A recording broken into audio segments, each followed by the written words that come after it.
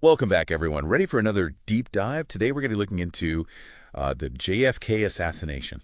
Always a good one. It is. It is.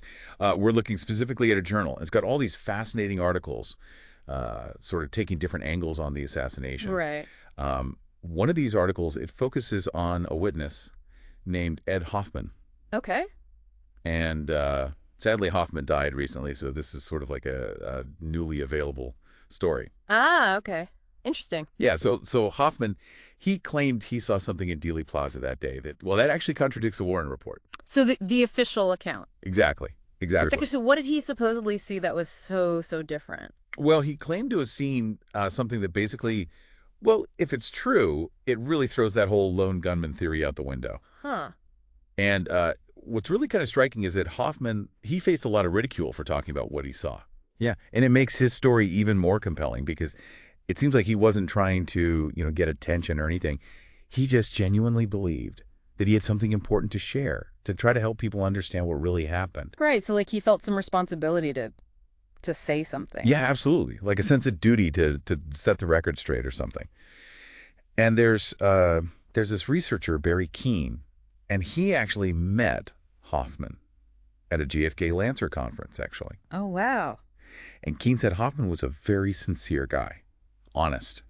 You can tell he was really troubled by what he saw that day. Yeah, that does lend credence to his story, I guess. Right, it really does. Now, this journal also has some other interesting articles. Like, there's one about this woman, Rosaline Quinn. Okay. And this is going to sound crazy, but she claims she met a guy who said he was Lee Harvey Oswald. But get this, it was before Oswald supposedly defected to the Soviet Union. Oh, wow. So think about that for a second. Yeah, so before he was even on the radar. Exactly. But it gets even weirder. Okay, how so? Well, her description of this guy, it doesn't match up with what we know about Oswald at that time. She says he looked a lot younger and that he already spoke fluent Russian. Which, if I remember correctly, he didn't learn until after she defected. Right, exactly. So it's like, whoa, hold on a minute. Yeah, that is pretty wild. So the author of this article, Alaric Roseman, he really dives into this. Yeah. Yeah, and he makes a really good case that this guy Quinn met couldn't have been Oswald. He even suggests there might have been a doppelganger involved. Like an imposter? Yeah, like someone impersonating Oswald before the assassination. And what's even more, well, kind of suspicious is that Quinn was never interviewed by the Warren Commission. Oh, wow. Yeah.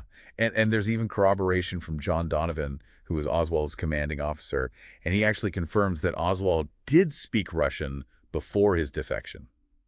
Okay, so then that adds a whole other layer. Right. It just makes you question, like, how reliable is the official story, really? Yeah, if they're missing these details, then what else could they have missed? Exactly. And there's more. Another article challenges the accepted account of Officer J.D. Tippit's murder. Okay, so refresh my memory. Who was Officer Tippit again? He was a Dallas police officer shot and killed shortly after the assassination. Right. And the Warren report says that Oswald killed him while he was trying to escape. But this article challenges that. Yeah, Rosman, the author, he has a totally different theory. He believes that Tippit wasn't killed by chance. Like, he wasn't just randomly encountered by Oswald. He thinks Tippit was deliberately targeted, maybe by a criminal organization. Oh, wow. Okay. Yeah, and he goes through and debunks all the usual theories, like that Tippit stopped someone for a traffic violation or that he was checking out a suspicious person. So if it wasn't Oswald and it wasn't a routine stop, then what was it? Well, Rosman really dives into the details of what Tippit was doing that day. Like, he was driving outside of his assigned area, and he seemed agitated about something. Oh, so there's evidence of that. Yeah, and Rosman even brings up the possibility that Tippit might have been involved with organized crime. Oh, wow. So maybe he was killed because of that. That's what Rosman thinks. So Okay. it's like, we've got this witness with a story nobody wanted to hear. Right. A possible Oswald imposter running around, and now a police officer whose death might be connected to something even bigger than the assassination itself. This is getting interesting. Right? Yeah, definitely. It's like every layer we peel back, there's something new. Exactly. And wait until you hear about this next article. It's about this piece of JFK's skull that was found in Dealey Plaza. A piece of his skull. Yeah. The Harper fragment. Okay, yeah, I'm definitely going to need to hear more about that. So this Harper fragment, it wasn't like a little sliver of bone or something. It was a pretty big chunk of skull. Wow. Yeah. And the way it was found, Yeah. Yeah. well, it raises a lot of questions. I mean, just imagine Dealey Plaza the day after the assassination, tons of people, traffic, moving through police everywhere. Right. Yeah. And yet somehow this fragment goes unnoticed for almost 29 hours. Yeah, that does seem strange. You'd think with all those people, someone would have seen it right away. Right, exactly. And it gets weirder. Okay, how so? Well, the spot where they found it makes you wonder if maybe it wasn't there the whole time. Okay, I'm listening. What about the location? Well, if the fragment came from the back of JFK's head, like the official story says, it wouldn't have landed where it was found. The physics just don't add up. So are you saying that if it's real and the location's accurate, then it points to a shot from the front? That's a real possibility, and that would contradict the Warren Report's whole idea that all the shots came from the rear, from the Texas School Book Depository. Okay, so we've got this piece of skull that might challenge the official story, but nobody noticed it for a whole day. What's the explanation for that? Well, there are a couple of possibilities. One is that the fragment wasn't there at first, and somebody planted it later. Planted it? Yeah. There's this photo taken right after the assassination, and it shows some men huddled around the exact spot where they later found the fragment. Really? Yeah, and one of the guys might even be an FBI agent. It's hard to tell for sure, but it makes you wonder if they found the fragment then and for whatever reason decided to put it back. Wow. That's a big deal if it's true. Yeah. Why would anybody do that? What would be the point of planting evidence like that? Well, think about it. If that fragment came from the front of JFK's skull, it would completely blow the lone gunman theory out of the water. It would mean there was another shooter somewhere in front of the motorcade, somebody that the Warren Commission never considered. Wow, that's starting to sound like a conspiracy movie. I know, right? It's like layers upon layers of intrigue. So we've got these conflicting accounts, missing witnesses, and potentially planted evidence. It really makes you question everything we thought we knew about the JFK assassination. You know what's really striking is that we started by talking about Rossman's theories about all this. Right. But Ed Hoffman's story really stuck with me. I mean, it's so personal. Yeah, Hoffman's testimony is crucial because it comes from somebody who was actually there in Dealey Plaza.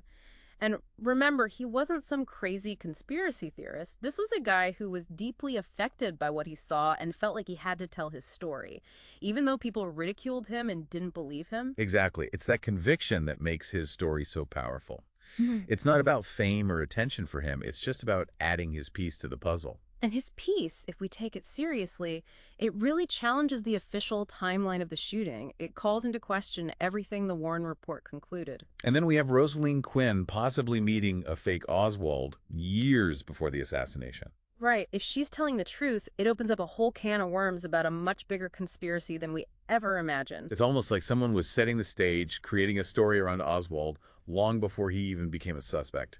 And the fact that the Warren Commission never even bothered to talk to her is very suspicious. Yeah, it makes you wonder what other information they might have overlooked or ignored on purpose. It really raises doubts about how thorough and impartial the official investigation actually was.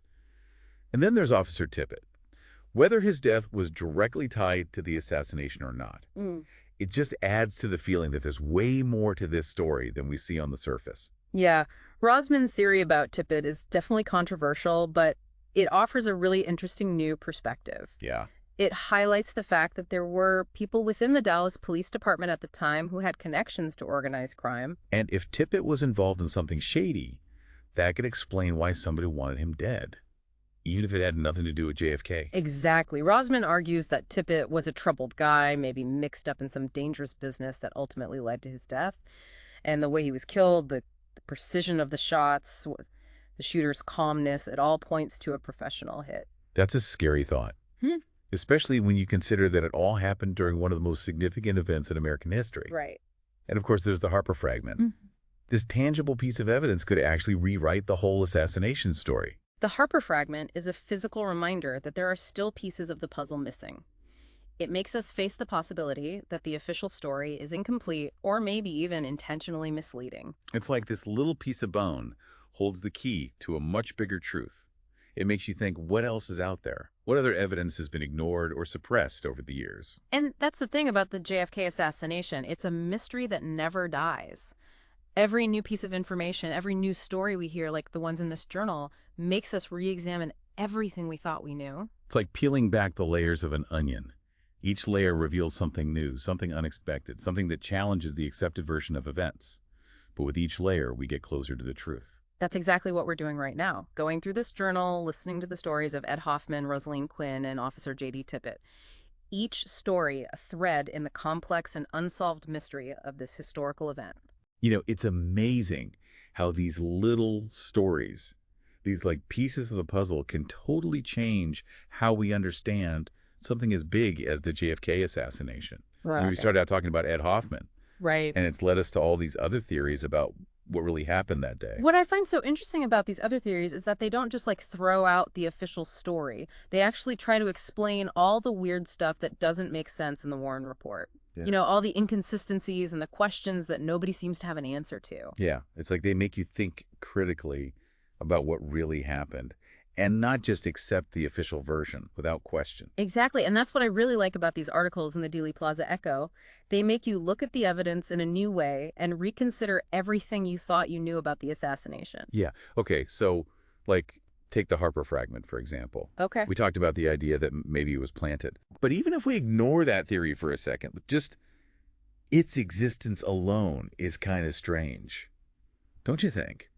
A piece of the president's skull just sitting there in Dealey Plaza a whole day after the shooting in a place where tons of people were walking around. I mean, how is that even possible? It does seem pretty unlikely. And the fact that nobody can agree on where it came from, whether it was from the front or the back of his head, well, that just makes it even more confusing. Right. And remember those Dallas doctors who actually saw the fragment? Yeah. They said it was occipital bone, meaning it came from the back of his head. Okay.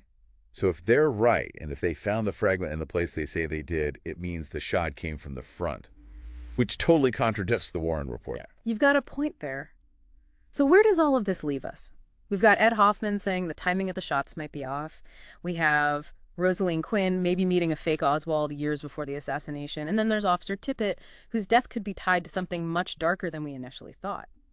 Oh, and of course, we can't forget about that piece of JFK's skull, the Harper fragment. It just doesn't make sense. Yeah, it's a lot to wrap your head around. And I think it reminds us that history is not always as simple as it seems. The official story sometimes just scratches the surface, and we have to look deeper to find the whole truth. And that's why I think the Dealey Plaza Echo is so important.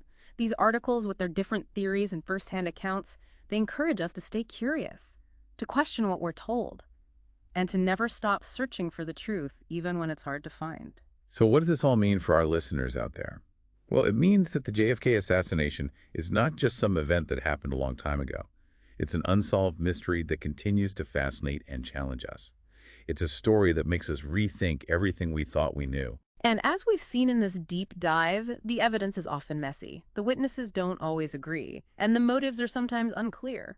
But that's what keeps us coming back to this story. It forces us to admit that we don't know everything, and to accept that we might never have all the answers about who killed JFK and why.